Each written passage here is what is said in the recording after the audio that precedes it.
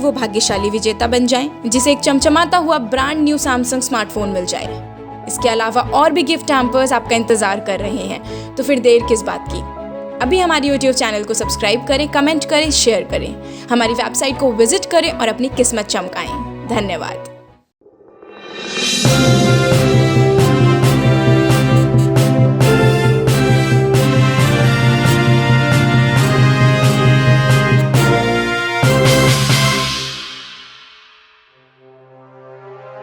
नमस्कार, मैं प्रिया बंसल और आप देख रहे हैं शुभ 24 न्यूज चैनल। आइए जानते हैं देश और दुनिया की कुछ अहम खबरें।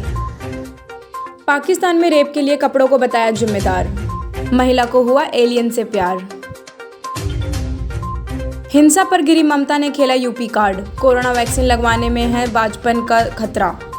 एलपीजी ग्राहक का बदल सकते हैं अपना डिस्ट्रीब्यूटर। पंजाब की रार थामने को कैप्टन बने राहुल गांधी।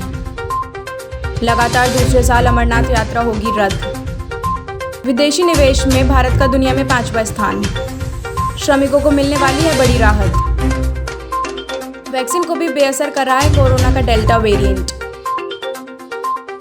आइए अब जानते हैं खबरें विस्तार से। खुद प्लेबॉय की इमेज रखने वाले पाकिस्तान के प्रधानमंत्री इमरान खान अक्सर रेप को लेकर अपने बयान देते हुए मुश्किल में पड़ जाते हैं। अब एक बार फिर इमरान ने अपनी घटिया सोच का परिचय देते हुए रेप को लेकर घिनौना बयान दिया है। इमरान खान ने कहा है कि पाकिस्तान में बढ़ रहे यौन उत्पीड़न के मामलों में हो रही वृद्धि महिलाओं के कपड़ों से जुड़ी हुई है। एक्सक्यूजेज ऑन HBO को दिए गए एक इंटरव्यू में इमरान खान का कहना है कि अगर महिला बहुत कम कपड़े पहनती हैं तो इसका असर पुरुषों पर होगा। हाँ, अगर वे रोबोट हैं तो ऐसा नहीं होगा, ये कॉमन सेंस की बात है। एक ब्रिटिश महिला एबी बेला ने अजीबोगरीब दावा किया है। उसका कहना है कि कुछ दूसरी दुनिया के लोगों ने उसे UFO में किडनैप कर लिया था। महिला ने यह भी कहा कि उसे एक एलियन से प्यार हो गया जो एंड्रोमेडा आकाशगंगा से आया है। एबी बेला ने बताया है कि इस महीने एलियंस के एक समूह ने उसके बेडरूम की खिड़की से किडनैप कर लिया था। महिला ने कहा कि वे एलियंस धरती के किसी भी पुरुष से बेहतर हैं। एबी ने कहा है कि वे अपने लवर के साथ अगली डेट पर इंतजार कर रही हैं। विधानसभा चुनाव के बाद भड़की हिंसा को न रोक पाने के आरोपों में घिरी ममता बनर्जी ने अब यूपी का जिक्र कर बीजेपी पर इशारों में निशाना साधा है। ममता बनर्जी ने सोमवार को कहा कि गंगा नदी में यूपी से शव बहकर आ रहे हैं और इनके कोरोना संक्रमित होने का खतरा है। ममता बनर्जी ने कहा, नदी में बहते हुए यूपी से बंगाल तक शव आ रहे हैं, इससे कोरोना संक्रमित होने का भी खतरा है। हमने ऐसे कई शवों को देखा है, इससे नदी का पानी भी प्रदूषित हो रहा है। हम नदी से शवों को निकाल रहे हैं और उनका अंतिम संस्कार कर रहे हैं। बता दें कि बंगाल में हिंसा के आरोपों में घिरी ममता अक्सर यूपी की कानून व्यवस्था पर उठाती है सवाल। कोरोना वायरस का टीका लगवाने से पुरुषों और महिलाओं के बांझपन का शिकार होने का कोई वैज्ञानिक आधार नहीं है। केंद्रीय स्वास्थ्य मंत्रालय ने सोमवार को दोहराया है कि टीका लगवाने से पुरुष और महिलाओं के बांझपन का शिकार होने का कोई वैज्ञानिक आधार नहीं है और टीके सुरक्षित व प्रभावी हैं। मंत्रालय ने एक बयान में कहा है कि मीडिया में आई खबरों में कोविड-19 टीकाकरण के चलते प्रजनन आयु के लोगों के बीच बांझपन को लेकर चिंता जताई गई है। घरेलू LPG उपभोक्ताओं को मोदी सरकार एक बड़ी राहत देने जा रही है। अब ग्राहक खुद ही ये तय कर सकेंगे कि उन्हें किस डिस्ट्रीब्यूटर से गैस रिफिल करवानी है। इस सुविधा को रिफिल बुकिंग पोर्टेबिलिटी नाम दिया गया है और इस देश में चुनिंदा शहरों में पायलट प्रोजेक्ट के तौर पर अगले हफ्ते से इसे शुरू किया जा सकता है। बता दें, डिस्ट्रीब्यूटर चुनने के अलावा सिलेंडर बुक करने की पूरी प्रोसेस में कोई बदलाव नहीं होगा। फिलहाल इस योजना को पायलट प्रोजेक्ट के तौर पर शुरू किया जा रहा है। सरकार ने इसके लिए चंडीगढ़, कोयम्बटूर, गुड़गांव, पुणे और रांची को चुना है। अगर पायलट प्रोजेक्ट सफल रहा तो इस योजना को धीरे धीरे बाकी शहरों में भी लॉन्च किया जा सकता है।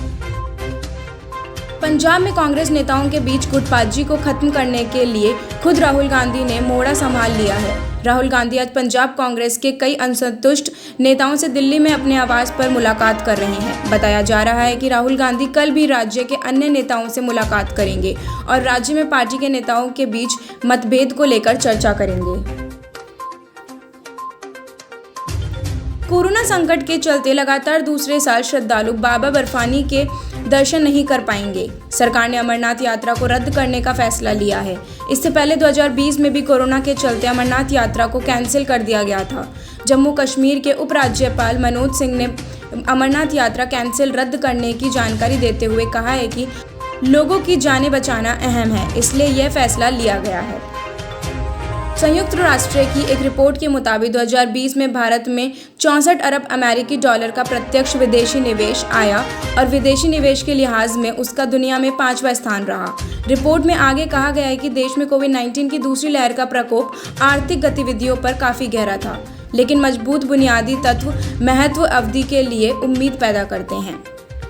केंद्रीय श्रम और रोजगार मंत्रालय से मजदूरों को बड़ी राहत मिलने वाली है। दरअसल श्रम मंत्रालय ने सामाजिक सुरक्षा संहिता 2020 का मौजूदा जारी किया है। इसमें प्रस्ताव दिया गया है कि अगर कर्मचारी काम के दौरान घायल या उसकी मौत हो जाती है तो नियोक्ता को कर्मचारी का कंपनसेशन 1 महीने यानी 30 दिन के भीतर देना होगा। इसके बाद 1 दिन देरी करने पर नियोक्ता को 12% की साधारण ब्याज पर से मुआवजा का भुगतान करना होगा। कोरोना वायरस की नए डेल्टा वेरिएंट के चलते वैक्सीन भी बेअसर हो सकती है।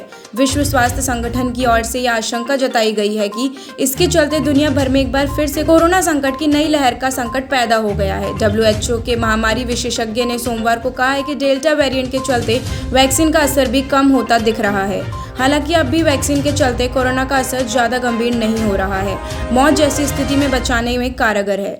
विश्व स्वास्थ्य संगठन के अधिकारी ने कहा है कि आने वाले दिनों में कोरोना के ऐसे न्यू म्यूटेंट भी एक्टिव हो सकते हैं जिनके चलते वैक्सीन का असर कम हो सकता है। देश और दुनिया की तमाम खबरों के लिए बने रहिए शुभ 24 के साथ। धन्यवाद।